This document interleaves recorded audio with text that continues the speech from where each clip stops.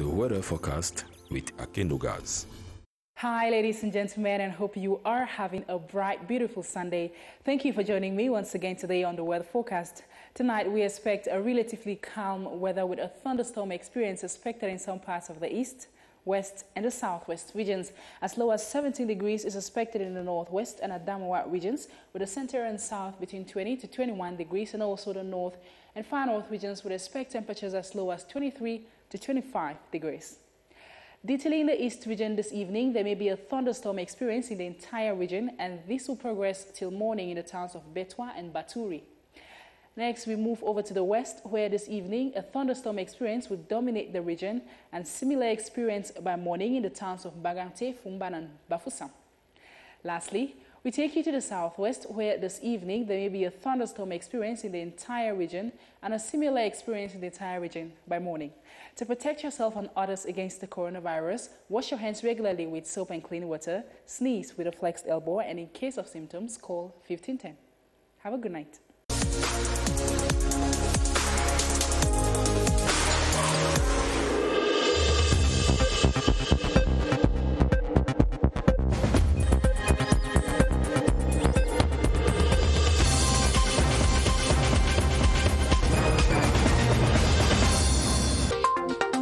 A presidential ordinance reduces Cameroon's 2020 state budget by 11% from 4,951.7 billion to 4,409 billion CFA francs due to a drop in revenue mobilization caused by the coronavirus. Yes, I do, till death do us part. Coronavirus or not, couples still brave the odds to officialize their union and celebrate in spite of the restrictions imposed by the unwanted guest, COVID-19. A diocesan campaign to curb the spread of the contagious and deadly virus is launched by the Yaoundé Metropolitan Archbishop at a time when other church leaders wrap up week-long retreats to implore God's mercy on the land. Good evening and thanks for joining us. Those were the headlines of the 7:30 News.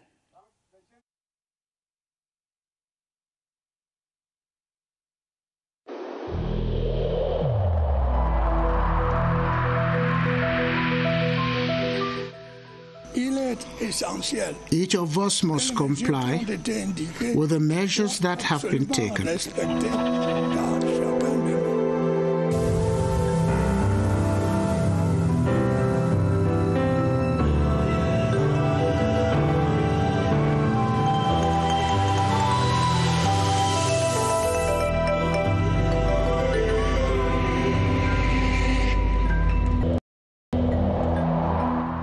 Welcome back.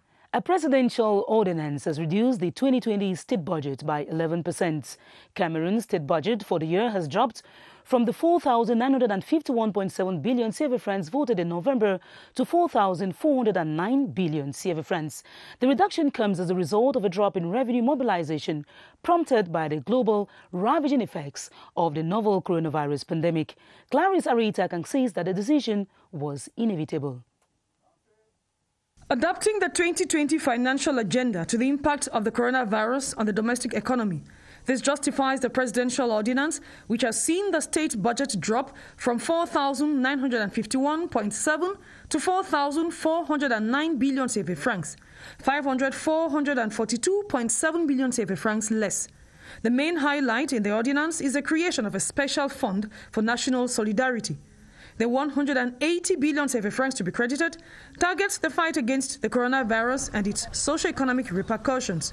It will be used first to finance actions to go into the neighborhood to search for infected persons or treat infected persons. It will also tackle action related to creating safety systems to help take care of children, the street children, and also creating a system of distance education. They will also have to finance certain companies that are working in the sector that are highly impacted by the coronavirus. The government will also pump in money to research and development. The budget of some administrations has been reduced, while others have stayed intact. Social sectors were given priority. Tax exonerations for businesses affected by COVID-19 have been given a legal standing. Meanwhile, recession indicators are blinking. Allocations earmarked for certain projects in the 2020 initial budget had been readjusted. Mostly the new projects that came in. For the other projects that were already in execution, they have continued. The government has chosen to continue its execution. But the ones that were newly inscribed in the 2020 budget have been rescheduled for later years. With the state budget reduced, the hope is to see proper execution in order to enable the government attain the expected socio-economic objectives. The COVID-19 Strategic Preparedness and Response Plan of the World Health Organization has been outlined to health workers who are frontliners in the battle that continues to claim thousands of lives. During a 5-day seminar in the East region, officials of the 14 health districts in the zone upgraded their knowledge on the virus based on risk and the vulnerability of the population. Mokom Robert Achu has the details. As at the 4th of June 2020, the East region occupies the 3rd position among the regions of the National Territory with 514 positive cases of the COVID-19 infection. It is for these and other reasons that the World Health Organization decided to assist in the fight through a capacity building seminar and the offering of anti-COVID kits to the region. We cannot only leave the delegation to manage the cases. And in addition to this capacity building effort we're making, the World Health Organization did donate some material which helps to put into practice what we are going to teach them.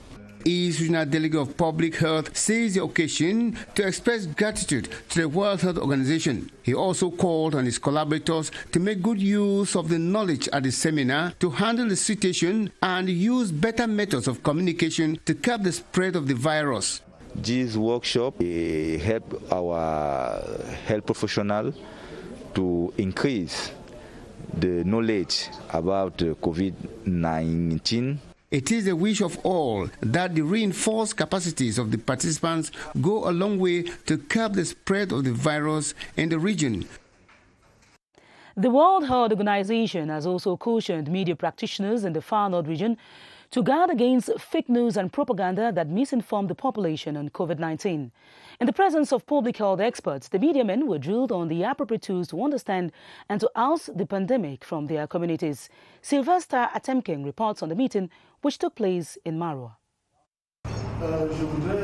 The session that involved media practitioners from both the private and public media in the Far North region was aimed at updating journalists and communicators with the necessary tools for understanding the challenges for the fight against COVID-19.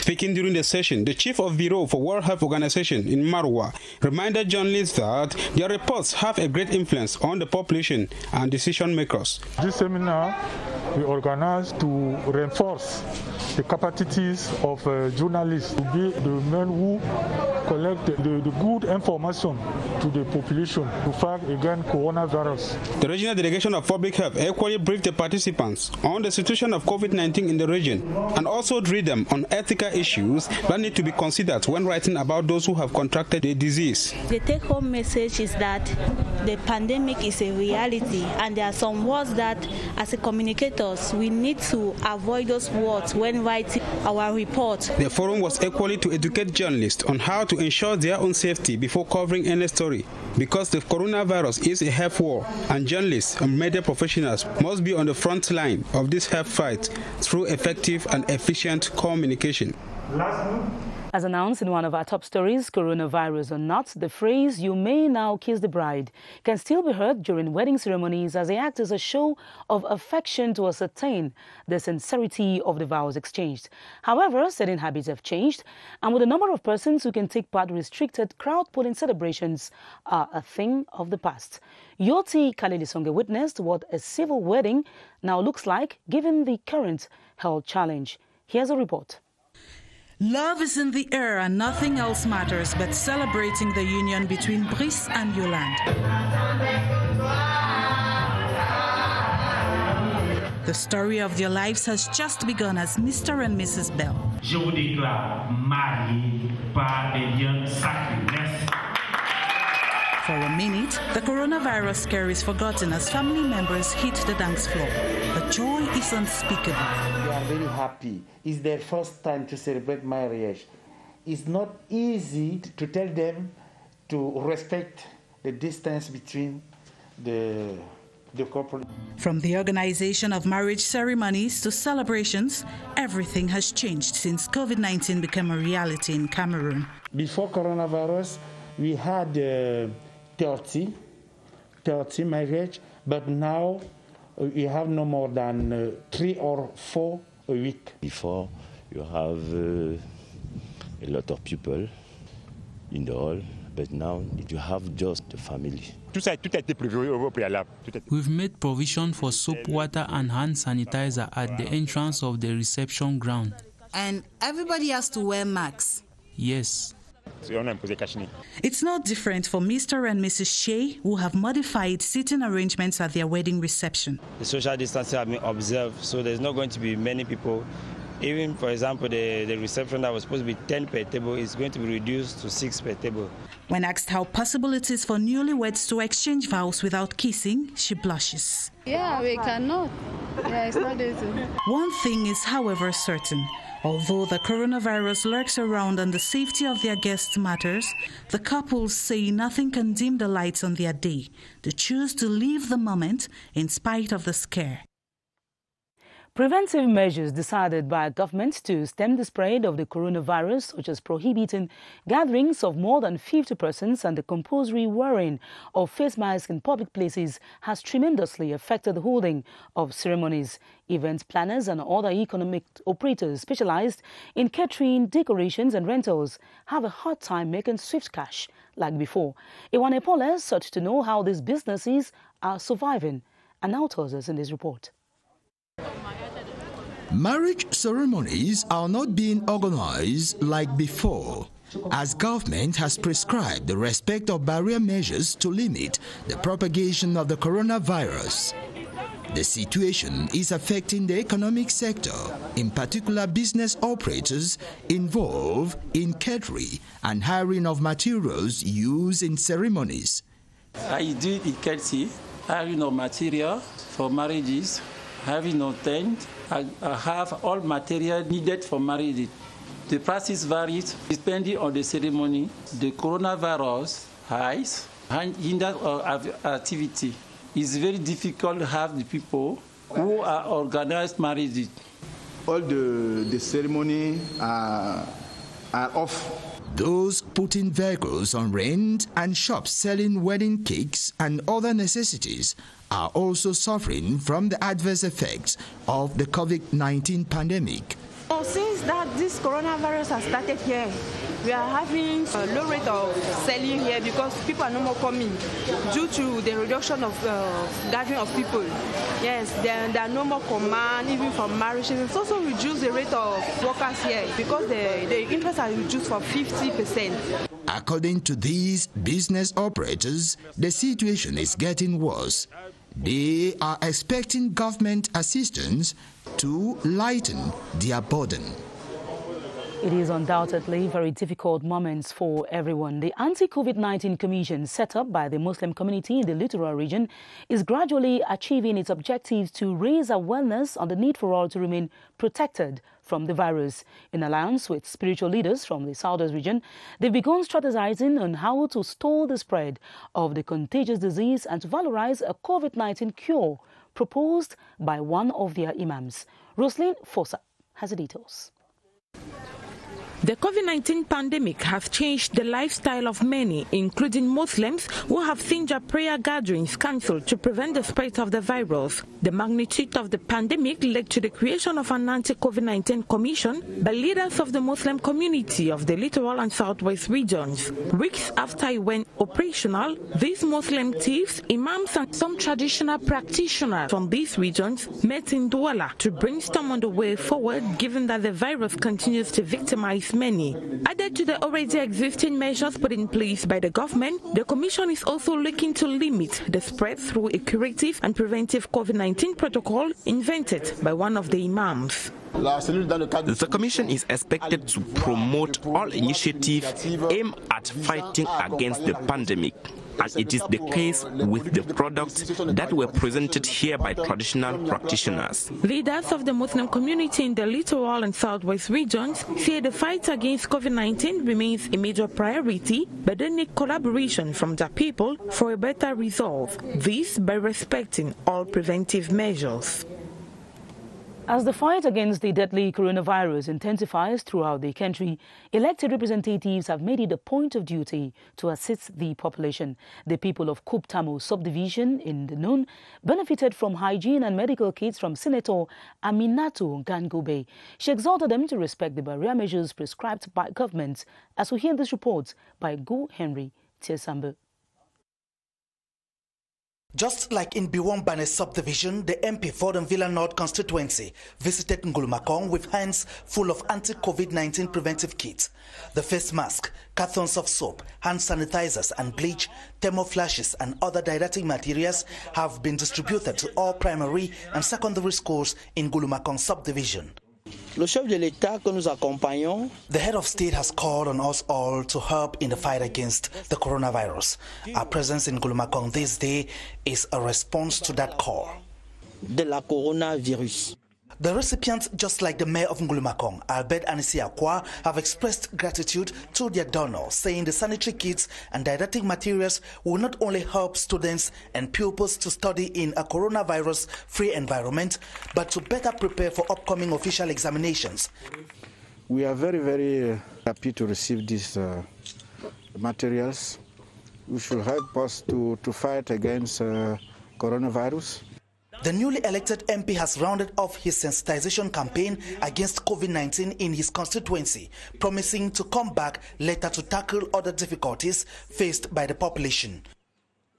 As you must have corrected, that was rather Honorable Josue Mbiyo assisting school pupils in Ngulumakong in the South region. The underprivileged, vulnerable groups and school-going children in Gidigis in Mayokani division have received anti-COVID-19 material.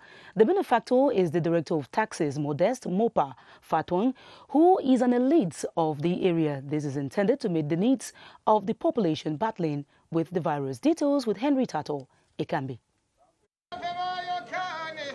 To go by the authorities of the Mayokani division, during the first week of school resumption, some learners came without protective masks, while some schools had insufficient tap-adapted buckets.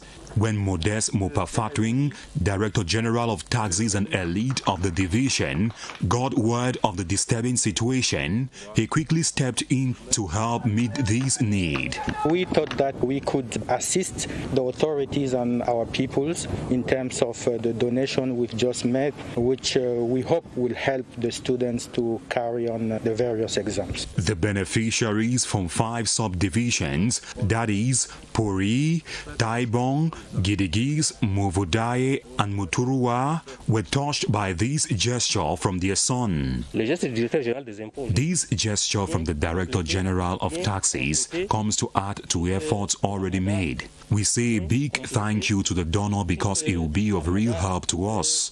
The Senior Divisional Officer for Mayokani, Damien Owono, heaped praises on the donor and called on the representatives of the beneficiaries to channel the gifts only to the targeted population. From the far north to the north, we make a stop in Pitua subdivision, where the population has also received anti-COVID-19 sanitary kits to help combat the killer virus. The gesture is from Senator Ayatou Aisha Pierrette, who said during a ceremony attended by local authorities that the donation was intended to support government's actions to contain the virus. Cynthia G has the details. The fight against the coronavirus is being stepped up in Pitua subdivision of the North region, where the people have received buckets, soap and other anti-COVID-19 materials donated by Senator Ayatou Aisha Pierrette. Appreciating contribution from the elite, the divisional officer of Pitua, Umaru Michel, said the donation is timely and will boost efforts by government to stop the spread of the coronavirus. He equally called on the population to properly manage the materials at their disposal in order that they serve the purpose for which they were offered. The people in turn thanked the senator for the kind gesture and promised to be of good behavior to make Pitua COVID-19 free.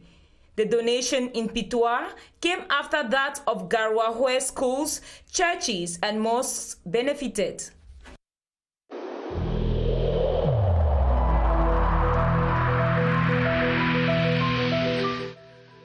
The wearing of face masks in public places will be mandatory until further notice.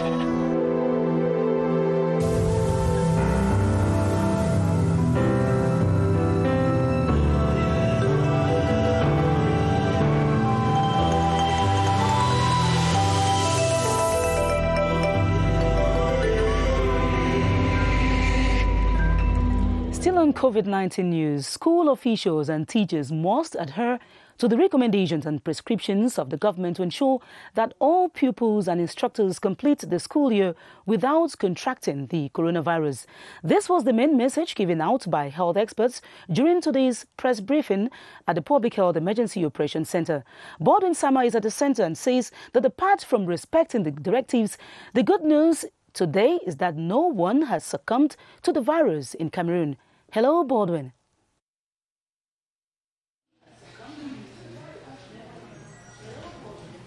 Good evening to you, Esther Kima. Just to confirm the good news you just announced a while ago that no Cameroonian has died of COVID-19 in the country this Sunday. But on the other hand, we have 152 confirmed cases of Cameroonians who have been infected with COVID-19 in the country this Sunday, with 13 recoveries. 13 Cameroonians have recovered from the virus in the country this Sunday. And as we always say, these figures concern the different regions affected, talking about the spread of COVID-19 in Cameroon. And tonight, with our resource person, Dr. Eric Tanzi, who is a public health expert in the Ministry of Public Health, we wish to look at how stress affects the health of some COVID-19 patients in the country. Good evening, Doctor. Yeah, good evening, Baldwin.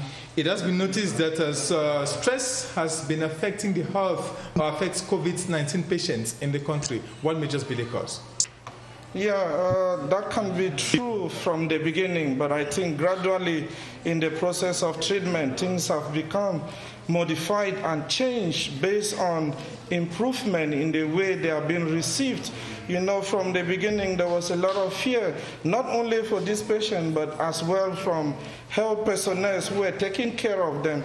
So we've developed tools in order to curb these worries and fear that can lead to stress of individuals. You know, stress is not a good factor as far as epidemics are concerned, and that is why for now there are improved ways of handling each and every case of COVID-19. Doctor, can stress lead to somebody to be reinfected once more?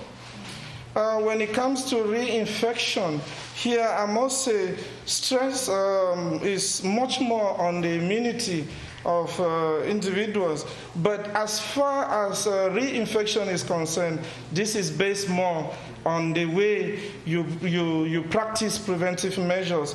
If you have been recovered from the COVID-19 and then you neglect preventive measures as prescribed by WHO and the government, then you might be reinfected, and then again you might lead yourself into more stress.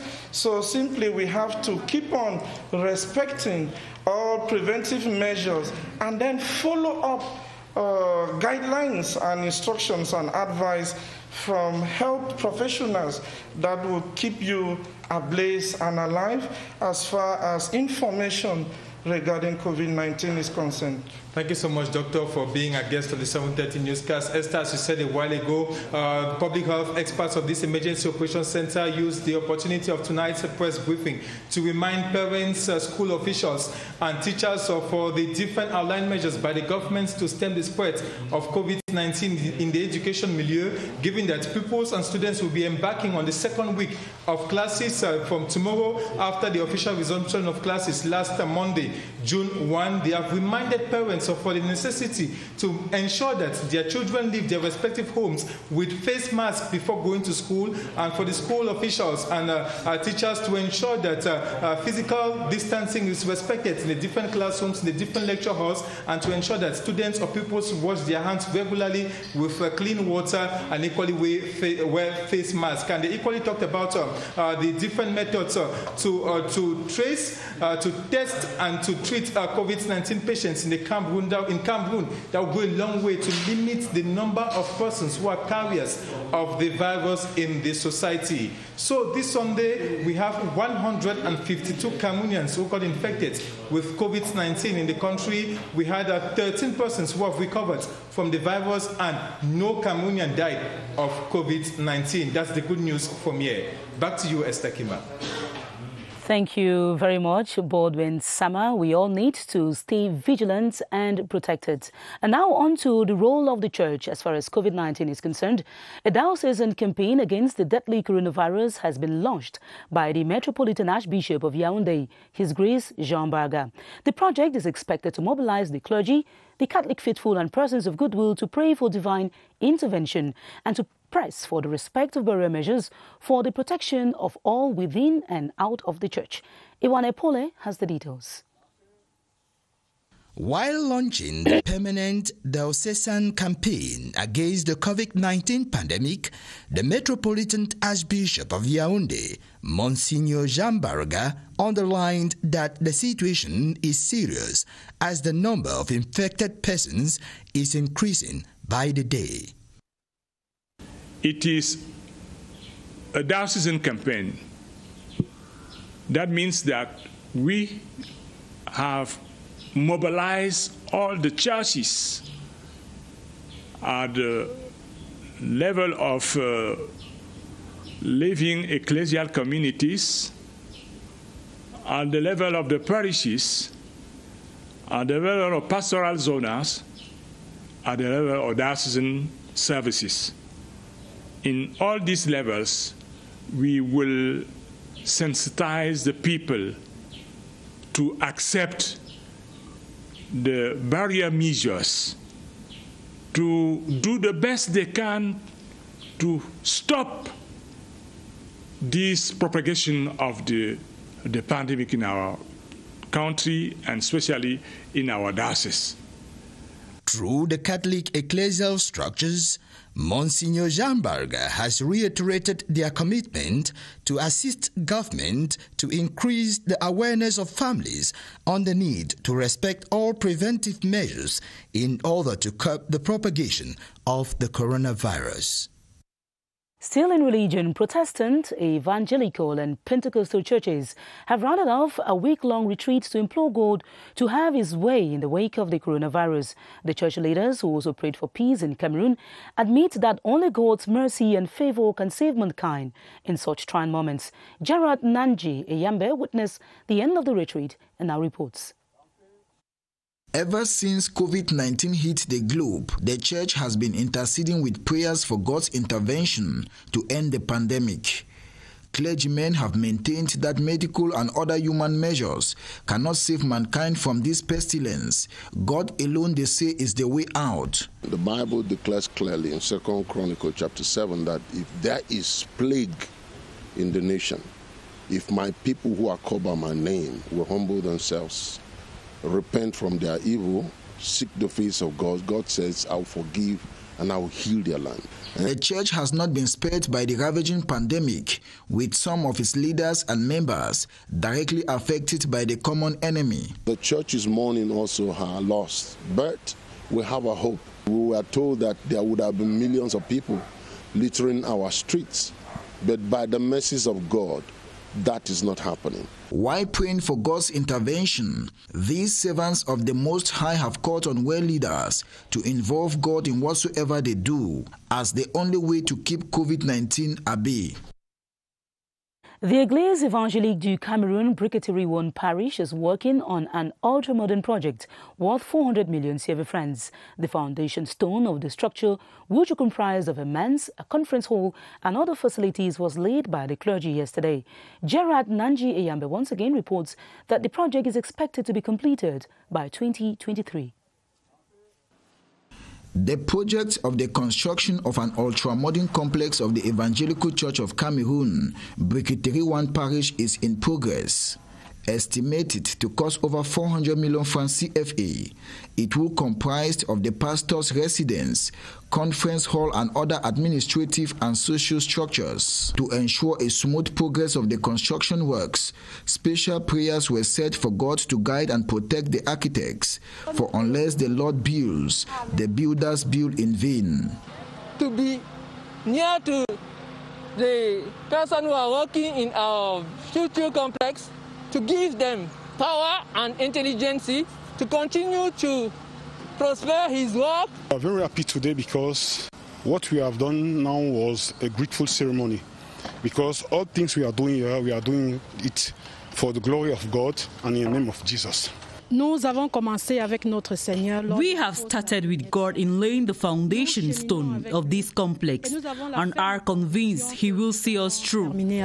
Faithful were equally urged to contribute generously so that the project, which was launched in 2018, will be realized in record time. In security news, the National Gendarmerie pursues its zero-tolerance campaign on delinquent road users who flaunt COVID-19 measures imposed on commuters. The Road Safety Task Force was along the Yaoundé-Douala National Road No. 3 this weekend, where defaulters were sanctioned. Kilian Difon reports on the control that was intense and strict. The presence of the National Gendarmerie Road Safety Team on major axes this weekend continued to monitor, control and punish. COVID-19 is on focus on the Yaoundé-Douala National Road No. 3. We have noticed that the majority of road users respect the barrier measures against COVID-19. They wear face masks, overloading has drastically reduced, meaning people are conscious of the devastating effects of the disease. The National Gendarmerie Third Generation Task Force continue to make sure that the highway code is strictly respected. We are sensibilizing the population to respect the speed limitation, to wear the safety belts. Yaoundé-Douala Bafoussam Yaoundé, once known as the Triangle of Death, by 2011, today is no longer a death trap because the road safety campaign has coerced users to collaborate and respect the highway code. The large part of the population is collaborating, but we know they still have one part of the population. We have to enforce that measures to continue the education process. Recalcitrants, however, have a price to pay. Those people who don't want to respect, we have to enforce the law, to apply the law. Either through the spread of COVID-19 or road accidents, the National Gendarmerie has adopted a campaign of zero tolerance to delinquents whose carelessness put the lives of innocent persons at risk. Away from the coronavirus, newly appointed officials of the Industrial Zones Development and Management Authority Limited, known by its French acronym MAGZI, have been commissioned into office. They were installed by the Deputy Director General, Christophe Mabium, who admonished them to use their professional experience to improve on the performance-based strategy of the structure. Luma Slim Davis has the details. It was a Friday with difference cladded with joy as newly appointed officials of the Industrial Zones Development and Management Authority Limited, better known as MAGZI, were installed into their functions. The appointments were a complete reshuffle with the aim of injecting new blood into the company. I hope I'll continue to give all the resources I have, all my efforts to do better and bring an added value to the company. At first I was head of internal audit and control. Now I have been appointed as the principal internal auditor. I'm very impressed. We pray that MAGZI should continue with this spirit. I'm the branch head in Bamenda. With the confidence that the general manager has still given me, we'll make sure that we put some pressure and work so that the country should be well. The installation ceremony that was done without external invitees was, however, an occasion for the staff to reaffirm commitment to company goals and desires. And now on to this obituary. The late mayor of the Manfi Council, ADJUSTEMENT Priestley Ojong, who was brutally murdered last May, has been laid to rest. During the official funeral ceremony yesterday, the Minister of Special Duties at the Presidency of the Republic, Victor Arek Mengot, representing the head of state Paul Biya, called on the people of Manu to show their commitment to peace and a united Cameroon. Bridget Ndiep Asem reports on the funeral of the mayor, described as dynamic and enterprising. The Manfi grandstand could not contain the huge crowd of mourners and sympathizers who, despite all threats, still converged to pay their last respect to the fallen hero, astute and young politician ADJUSTEMENT Priestley Ojong, mayor of Manfi Council, brutally murdered last May by armed secessionists. When things like this happen, then the love doesn't exist. Because when you love each other, you cannot hurt each other. Today, what do we find in our communities? Petty jealousies, envy. That's why we need to find that ethos, the ethos of how to love one another. After conveying the head of state's message to the family, the senior divisional officer for Manu, Umde Joseph, remains hopeful by calling on Manu people to be reunited. Mr. Ojong Priestley has been killed, but we are hopeful that his death will be useful for this division, for peace to reign and for unity also to reign. As young as he was, ADJUSTEMENT Priestley Ojong, who was so attached to the CPDM party, could galvanize many. A little Ojong, coming from school, was able to come swiftly. He was elected unanimously by the Manfi Central community. ADJUSTEMENT Priestley Ojong, born in 1985, native of Eshobi village in Manfi Central subdivision, though quit the stage at his prime 35 years old, has gone down history to be the first ever youngest mayor in Cameroon and will be remembered for his philanthropic works and a promising community developer. He leaves behind an expecting wife, Elizabeth Bate Ojong, and 3 children to mourn him. And may his soul rest in peace. It is on that note